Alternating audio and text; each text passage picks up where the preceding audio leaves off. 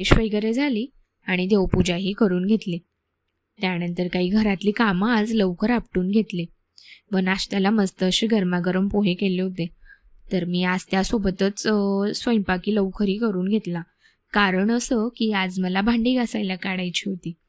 तर सर्व भांडी खाली करून दिली. तर मी भांडी घासायला बाई लावलेली होती, कारण माझ्या हाताला लागलेले होते. त्यामुळे त्या बाईने तर सर्व भांडी घासून तर दिली, पण सर्वात मोठे काम असतं भांडी व्यवस्थित ज्या त्या ठिकाणी ठेवण्याचं. तर हे सर्व रचून झाल्यावर भांडी खूप भारी दिसत होते, एकदम स्वच्छ. पण हे स्वच्छ फक्त 5 ते 6 दिवस, परत जसेच्या तसे असो. त्यानंतर माझ्या दिरांनी मस्त असं चहा ठेवला. चहा पिलो आणि पूर्ण दिवसाचा थकवाच 5 मिनिटातच गायब.